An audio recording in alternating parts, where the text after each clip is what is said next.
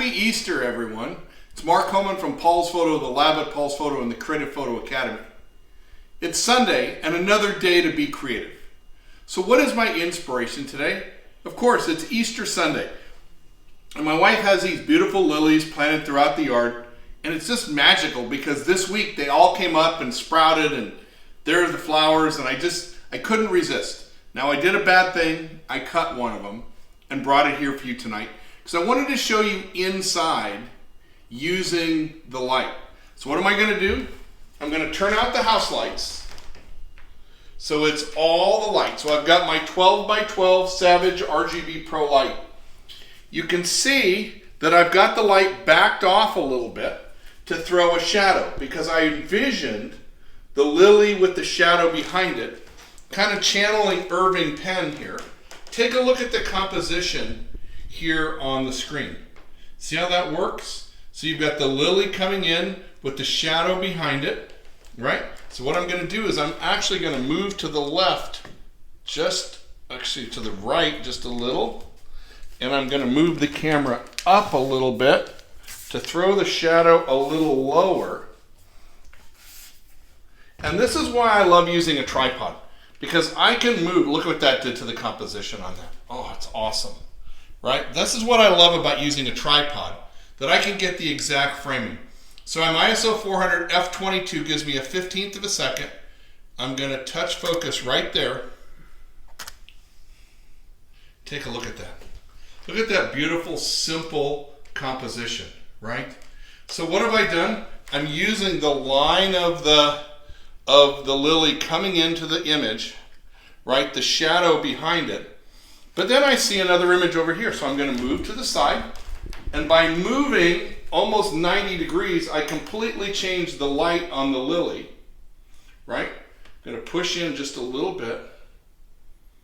And now I've got side light, dramatic side light. Come take a look at this, Cheryl. Look at that side light I have on the lily now, right? And now I can continue to move around, right? And I haven't moved anything.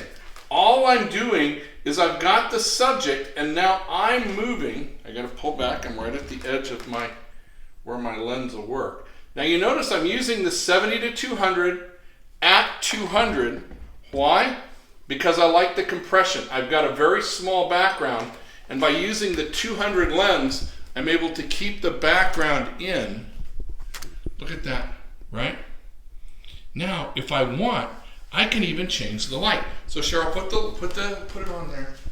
And what I'm going to do is I'm going to bring the light around more.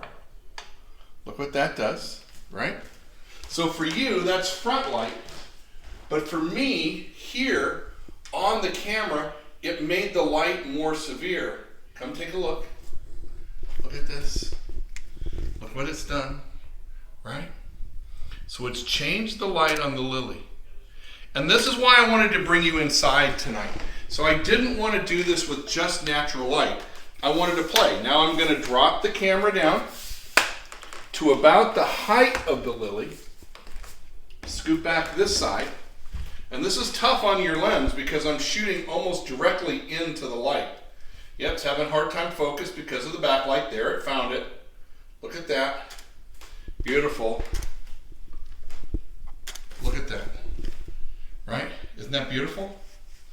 So, why do I love being creative like this? Because it gives me a lot of options. I could spend 30, 40, 60 minutes photographing this flower in the vase just like this, using different lighting by just changing my position with the light. Being creative, exploring, understanding what the light's going to do and how that's going to affect my picture. What are you going to do? How are you going to be creative? How are you going to celebrate and make a great picture? Mark Homan from Paul's Photo, the lab at Paul's Photo and the Creative Photo Academy, wishing you happy Easter, make great pictures, and we'll see you tomorrow for another day of Be Creative.